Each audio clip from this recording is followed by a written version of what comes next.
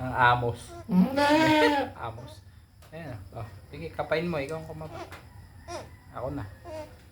Oh. Ito.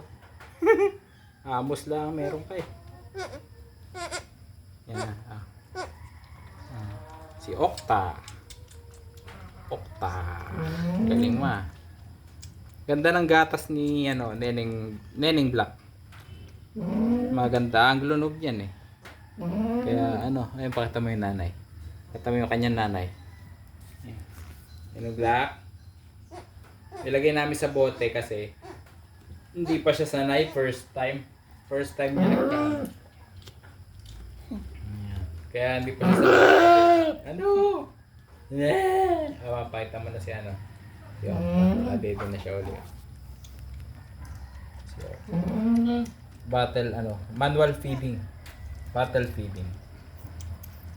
Sa bote ng ng root beer. Tapos kinabitan natin ng galing kay Zoe yung siyo na chupon na pwedeng ikapit dito. Naghahanap pa siya. Naghahanap ka pa? Eto, wag yan. Cellphone yan. Cellphone yan. Ikaka-cellphone mo yan. Oh. Tingnan mo, one day pa. Wala pa nga one day eh. One day to, mamayang gabi pa. Oh,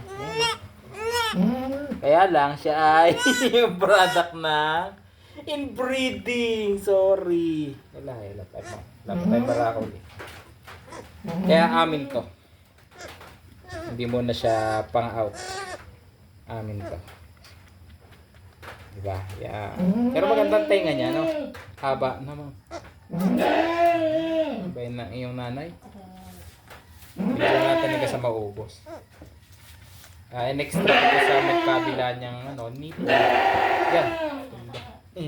Tayo agad. Oh, isa pa. Nung lumakas agad. Yan po ay may pusod pa. Pakita natin. Oh, pusod pa yan. May pusod pa. Tutuyo pa lang ng pusod. Pagka siya sanay na ganito, na siya sa bote, tapos matututo rin siya sa nanay kasi sinusubo ko sa nanay. Ginaguide natin. Ngayon lang, siyempre. Pag-iwanan natin. Ayan na muna siya. Bottle feeding. Ano ma'am? Ayan, mauubos na niya. Sarap. Sige pa, sige pa. Sige pa. Yung yung chupon na ito, ginugupitan ko lang siya ng konti para yung may butas siya na maliit na parang yung function niya ay parang sa nipple ng kanyang inahin. Nakakadede siya ng hindi naman siya nabubulunan. Hinihigop niya. May butas yan dito eh. Labasan ng hangin. Para hindi mapitchat yung chupon. Diba? May labasan ng hangin. Singawan. Di ba na makita?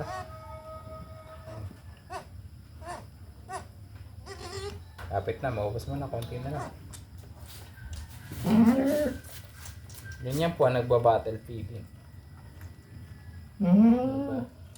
Habang yung kanyang nanay iyak-iyak po. Hinahanap niya yung mga kasama naman.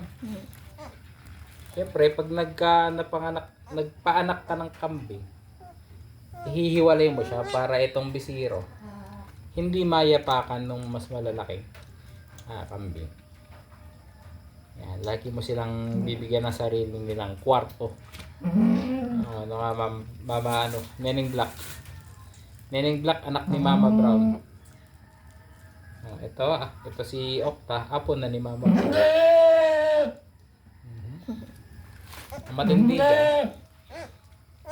Apo pa ito ng tatay. Matindi dyan, no? Iniwasan natin yung inbreeding kasi minsan may lumalabas na mahina. Sa ganito. Pag wala kang barako na iba, hindi mapipigilan. Lulusot at lulusot. Sasalisi at sasalisi. Yan, ubos na po. Okay, so ganun tayo mag-bottle feeding. Tapos ito, siyempre tatanggalin mo yan. Tapos huhugasan mo. Ganyan ang tanggal mo. Huhugasan mo. Sterilize ng konti. after mga 6 hours, pwede na rin mag-diaper. Yun. Yan po.